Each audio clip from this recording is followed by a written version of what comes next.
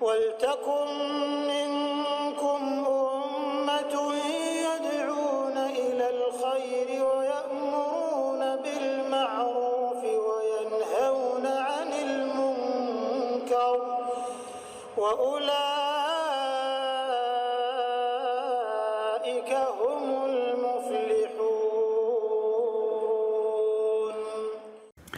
Baik, kita masuk dulu teman-teman sekalian ke Qul huwallahu ahad. Al-Ikhlas. Al-Ikhlas ini cukup banyak hadisnya ya. Yang pertama hadis Mu'adz bin Anas al-Juhani radhiyallahu anhu.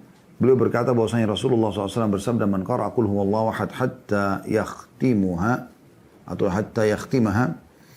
10 marrat bunya lahu qasran fil jannah." Barang siapa yang membaca Qul huwallahu ahad 10 kali, ya, merampungkan, membaca sampai tuntas. Bismillahirrahmanirrahim. Wallahu ahad, Allahus samad, lam yalid wa lam yulad wa lam yakul lahu kufuwan ahad. Diulangi lagi. Sampai 10 kali, maka akan dibangunkan baginya istana di surga. Ya, jadi kalau Anda baca habis sholat, ya, sekali-sekali misalnya tadi kalau sholat 4 rakaat, atau habis subuh Anda baca 3 kali, habis maghrib 3 kali, maka Anda sudah punya istana di surga. Karena kan kalau habis subuh saja 3 kali sudah langsung dapat, ini 3 kali. Tambah habis maghrib 3 kali juga. Ya.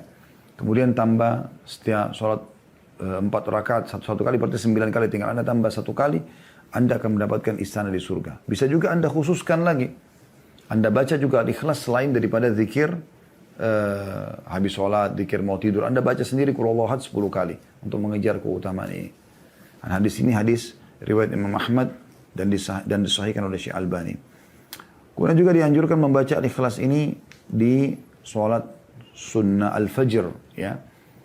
Kita tahu sunnah Nabi SAW dalam hadis Abu Hurairah radhiyallahu anhu bahwasanya Rasulullah SAW qara'a fi rak'atil fajr, bahwasanya Nabi SAW atau Rasulullah SAW membaca di 2 rakaat sunnatul fajr Qul ya ayyuhal kafirun dan Qul huwallahu ahad. Rakaat pertama Qul ya ayyuhal kafirun dan rakaat kedua Qul huwallahu ahad. Ya. Hadis ini riwayat Muslim. Juga Ibnu Umar meriwayatkan dan beliau berkata, aku memperhatikan Nabi SAW selama sebulan. Beliau biasa membaca 2 rakaat sebelum subuh Qul ya ayyuhal kafirun dan Qul huwallahu ahad. Hadis riwayat Tirmidzi. Ya. Kemudian juga Nabi SAW bersabda dalam hadis yang lain diriwayatkan Ibnu Khuzaimah dan disahihkan oleh Syekh Albani. Kata Nabi SAW, nikmatus suratani, ya, nikmatus suratani yaqra' bihima fi rak'atayn qabla al-fajr Qul huwallahu ahad dan Qul ya ayyuhal kafirun. Sebaik-baik surah yang dibaca 2 rakaat sebelum subuh adalah Qul huwallahu ahad dan Qul ya ayyuhal kafirun. Kemudian juga ada anjuran membaca di ba'diyah maghrib. Ya, di ba'diyah maghrib. Dalam hadis Abdullah bin Mas'ud radhiyallahu anhu, saya langsung terjemahkan saja ya. Aku tidak dapat menghitung karena sangat sering mendengar Rasulullah SAW membaca di 2 rakaat ba'diyah maghrib Qul ya ayyuhal kafir, Qul huwallahu ahad dan Qul ya ayyuhal kafir. Atau Qul ya ayyuhal kafirun dan Qul huwallahu ahad. Yang berarti anjuran selalu mengulang-ulanginya ya. Kemudian juga di sholat witir. Ya, disebutkan dalam sebuah riwayat bahwasanya Aisyah berkata radhiyallahu anha, Nabi SAW ya, membaca di rakaat pertama witir Sabbihisma rabbikal a'la, dan membaca di rakaat kedua Qul ya ayyuhal kafirun, dan baca di rakaat ketiga Qul huwallahu ahad. Begitu juga teman-teman sekalian disebutkan dalam riwayat Jabir bin Samurah radhiyallahu anhu bahwasanya di hari Jumat juga dianjurkan ya, di sholat maghrib membaca di rakaat pertama Al-Kafirun dan rakaat kedua Al-Ikhlas. Ya. Sebagaimana disebutkan dan hadis ini disahihkan oleh Syekh Albani dalam riwayat, karena Nabi SAW yaqra' fi sholatil maghrib lailatul jum'ah, bahwasanya Nabi SAW membaca di sholat maghrib di malam Jumat ya, di malam Jumat Qul ya ayyuhal kafirun wa Qul huwallahu ahad. Kemudian juga dianjurkan membaca di belakang maqam Ibrahim sebagaimana disebutkan dalam hadis ya, yang disahihkan oleh Syekh Albani bahwasanya disebutkan bahwa Nabi SAW menjadikan maqam Ibrahim di tengah-tengah di antara diri beliau dengan Ka'bah. Lalu beliau melaksanakan sholat 2 rakaat. Dan 2 rakaat tersebut ya, dengan membaca Qul huwallahu ahad dan Qul ya ayyuhal kafirun. Ya. Dalam riwayat lain, Qul ya ayyuhal kafirun baru Qul huwallahu ahad. Ya. Jadi ini anjuran untuk membaca surah ini. Kemudian yang terakhir adalah membacanya juga di pagi dan petang ya. Maaf, ini tambahannya. Di pagi dan petang itu dibagi seperti kita baca. Biasa di pagi hari kita baca 3. Di sore hari kita baca 3 Al-Ikhlas 3 kali, Al-Falaq 3 kali, An-Nas 3 kali. Dan itu kita sudah tahu di dalam zikir pagi petang ya. Kemudian juga dianjurkan membaca teman-teman sekalian sebelum tidur. Jadi tadi saya bilang yang terakhir itu keliru ya. Nah, kita luruskan kembali. Sebelum tidur juga dianjurkan. Riwayat Bukhari bahwasanya Aisyah radhiyallahu anha mengatakan bahwasanya Nabi SAW kalau hendak tidur maka beliau membaca Qul huwallahu ahad, Qul huwallahu falaq dan Qul huwallahu nas, selalu meniup telapak tangan beliau. Kemudian beliau mengusap ke seluruh tubuhnya. Ya, jadi ini berarti ada anjuran untuk membacanya ya. Dan ketiga surah ini kalau kita gabungkan teman-teman sekalian, umumnya memang tidak terpisahkan ya. Dizikir pagi petang, dibaca 3 kali Al-Ikhlas, 3 kali Al-Falaq, 3 kali An-Nas. Selepas sholat, ya, seperti yang kita pelajari, setelah Al-Ikhlas baca Al-Falaq, baca An-Nas gitu kan. Pada saat mau tidur baca juga Al-Ikhlas, Al-Falaq, An-Nas gitu kan. Cuma dalam sholat tadi, kalau sholat tadi memang ada sudah kita sebutkan digabungkan antara Qul huwal kafirun dan Qul huwallahu ahad ya. Tapi di sini kalau 3 surah ini umumnya digabungkan ya.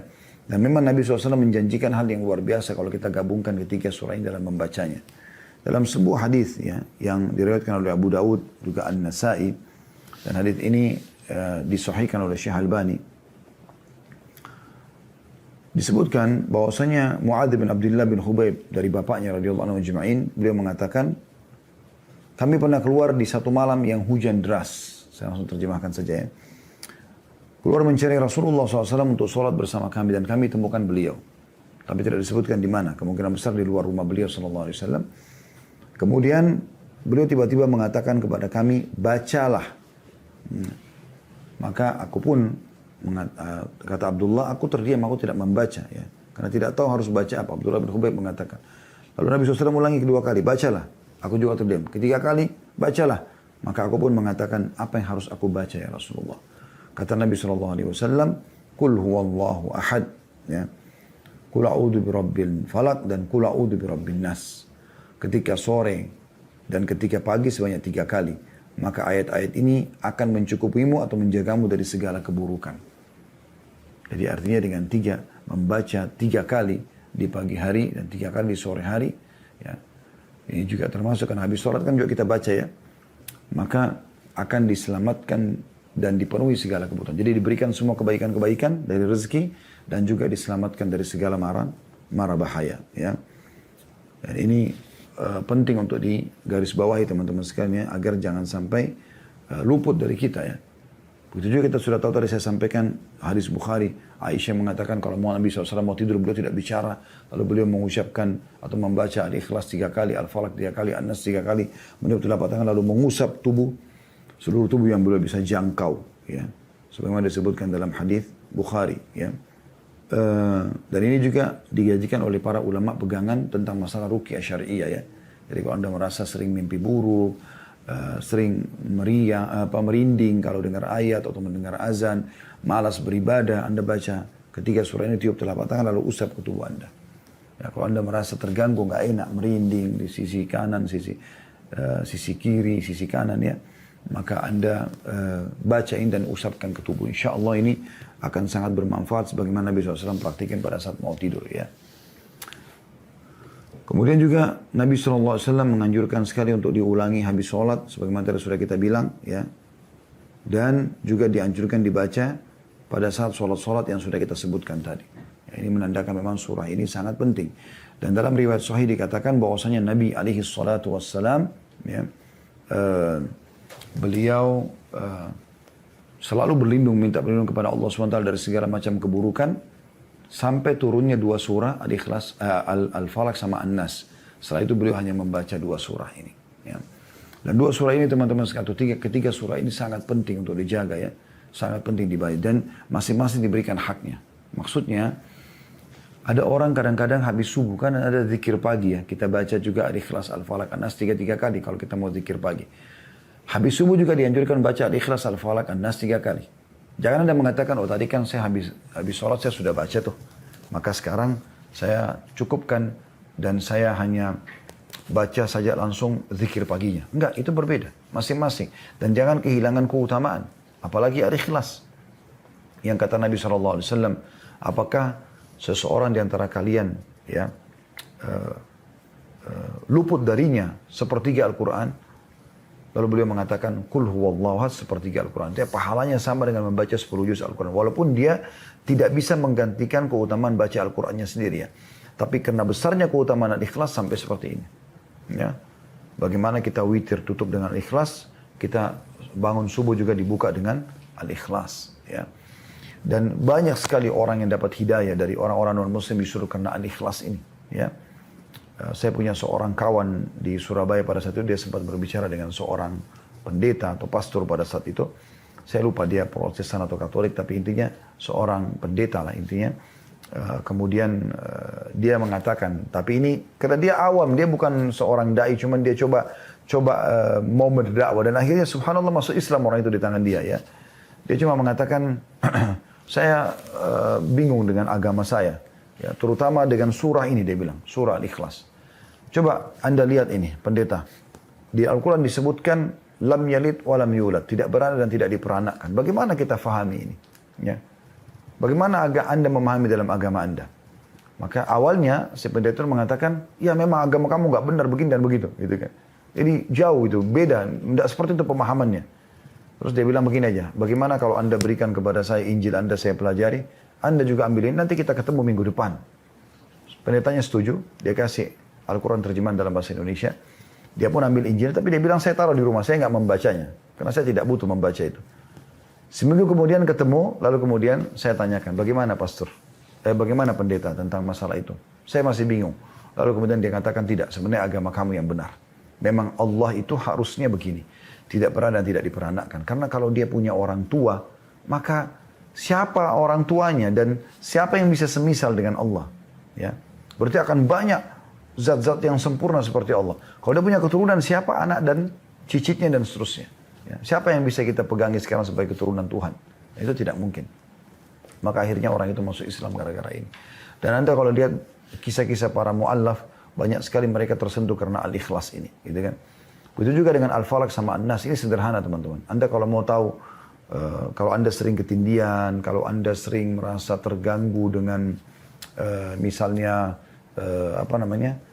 mimpi buruk ya, atau Anda khawatir ya sering terjadi pertengkaran atau permintaan cerai tanpa sebab antara Anda suami istri, ini semua bisa aja pengaruh dari penyakit ain atau penyakit sihir tadi. Maka salah satu cara yang terbaik untuk mendeteksi diri, coba baca ini. Al-Ikhlas tapi ditambah dengan Al-Falaq sama An-Nas 3 kali. Al-Falaq ini betul-betul sangat kuat untuk menghancurkan sihir-sihir, gitu kan. Dan jangan Anda anggap remeh. Sementara An-Nas sangat kuat untuk menghapuskan was-was atau bisikan-bisikan negatif dalam hati. Coba Anda baca 3 kali, Anda tiupkan ke telapak tangan, lalu Anda mulai usap dari kepala sampai ke seluruh tubuh. Ya. Tadi sunnah Nabi SAW sebelum tidur, bisa juga Anda lakukan selain itu. Ya, di waktu selain daripada mau tidur. Anda coba praktekin. Kalau misalnya Anda merasa merinding badannya, merasa nggak enak, mual, mau sendawa, ada perasaan emosi muncul, maka ini semua berarti ada pengaruh daripada sihir. Dan Anda terus praktekin saja dengan izin Allah SWT, Anda akan disembuhkan. Ya, saya pernah meruqyah beberapa orang pada saat itu ya. Allah memang sedang memudahkan hal itu. Maka kami bacakan dan saya pada saat selesai baca semua ayat-ayat ruqyah saya tanya, ayat apa yang paling berpengaruh? Yang paling terasa gak enak, kayak terganggu jin yang ada di badannya. Maka dia mengatakan Al-Falaq, An-Nas sama ayat kursi. Gitu kan. Juga ayat-ayat sihir, pembatal sihir yang disebutkan tentang bagaimana kemenangan Nabi Musa AS dari para penyihir-penyihir Fir'aun. Tapi Al-Falaq itu kuat sekali teman-teman sekalian. Ya. Tanamkan ini pada anak-anak, selalu bacakan. Gitu kan. Saya pun kadang-kadang kalau pulang dari luar, kemudian bawa anak-anak, ini sebelum masa pandemi ya, pandemi alhamdulillah kita lebih banyak di rumah. Tapi sebelumnya kadang-kadang kalau keluar, sempat saya pernah keluar ke mall satu waktu bersama anak-anak kecil-kecil, Masya Allah. Allah berikan mereka kelebihan, paras wajah, warna kulit. Pulang gelisah anak-anak. Istri saya sempat mengatakan, ada apa ini? Kenapa kok seperti ini? Saya cuma bacakan Al-Ikhlas, Al-Falaq, An-Nas. Saya tambahkan ayat kursi teman-teman. Lalu saya usap tiupkan tubuh mereka, lalu saya usapkan. Masya Allah, tabarakallah, habis itu selesai. Semuanya kembali ceria seperti biasa gitu ya. Kita tidak tahu kapan orang hasad, iri kepada kita ya. Oleh karena itu, jangan dianggap remeh surah-surah seperti ini. Ini penting sekali untuk selalu dijaga ya. Untuk selalu dijaga.